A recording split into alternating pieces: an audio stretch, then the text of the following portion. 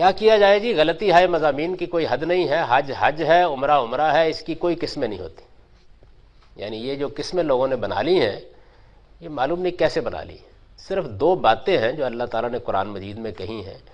ایک یہ بات فرمائی ہے کہ اگر کوئی شخص حج کے سفر میں عمرے کا فائدہ اٹھانا چاہے، یعنی یہ قسم نہیں ہے کوئی، آپ نے عمرے کو حج کے سفر میں ساتھ جمع کر لیا، ایک رخصت سے فائدہ اٹھایا ہے، اس کا لوگوں نے نام تمتع رکھ لیا ہوا ہے. حضور قربانی کے جانور مدینے سے ساتھ لے گئے تھے. اب قربانی کے جانور جب ساتھ لے گئے تو ظاہر ہے کہ پھر اس کا کوئی سوال نہیں تھا کہ آپ حجامت بنوا سکیں جب تک قربانی نہ ہو جائے. تو عمرے کے بعد آپ نے پھر احرام نہیں کھولا اور لوگوں کو کہا کہ جو قربانی کے جانور ساتھ نہیں لائے ہوئے وہ احرام کھول دیں. اس سے لوگوں نے قران ایک چیز بنا لیا. تو میرے نزدیک حج کی کوئی قسم نہیں ہے.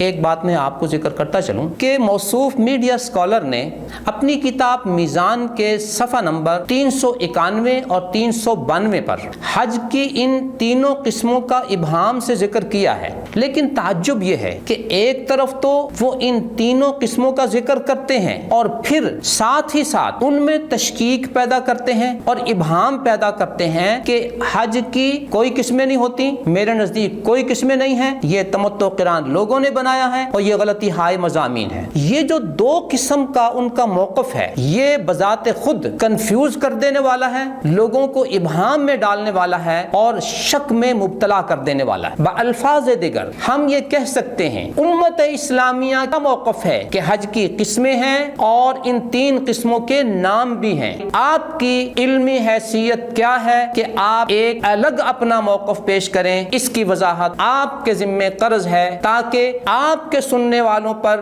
یہ بات واضح ہو سکے کہ آپ قرآنک ریسرچ اور قرآنی مطالعے کے نام پر جو ارشادات لوگوں کو پیش کرتے ہیں ان میں کتنا علمی وزن ہوتا ہے اور اس کا حوالہ کتنا مضبوط ہوتا ہے. یہ حقیقت اب کھل کر لوگوں کے سامنے آ جانی چاہیے، وگرنہ قرآنک ریسرچ اور قرآنی مطالعے کے نام پر اپنے زبانی جمع خرچ کو قرآنی تعلیمات اور اسلامی تعلیمات کا عنوان دینا تو آسان ہوتا ہے، لیکن اس موقف کو دلیل و برہان کے ساتھ پیش کرنا مشکل ہوتا ہے کہ کیا قرآن آپ کے موقف کا ساتھ دے رہا ہے؟ نبی اکرم صلی اللہ علیہ وسلم کی تعلیمات کی چھتری آپ کے سر پر ہے، صحابہ اکرام رضوان اللہ تعالی علیہم اجمعین کا ساتھ آپ کو ہے، مفسرین و محدثین و فقہا وہ بھی آپ کی تائید کر رہے ہیں، یا آپ ان سب کے بالمقابل اپنی ہی علیحدہ ڈفلی بجا رہے ہیں؟ یہ حقیقت ان حوالہ جات سے امید ہے کہ ہمارے اور آپ کے سامعین کے سامنے کھل کر آ گئی ہوگی. دعا ہے اللہ تعالی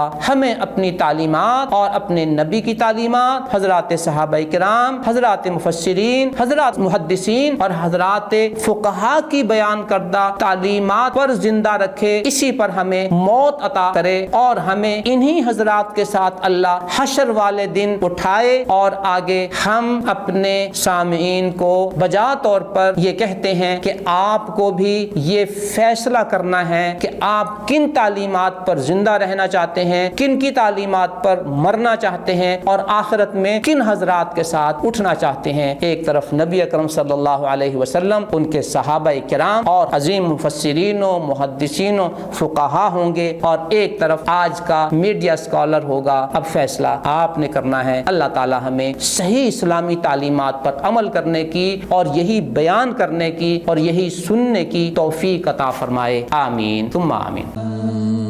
نظروا للطيبة ونور طه يسطعون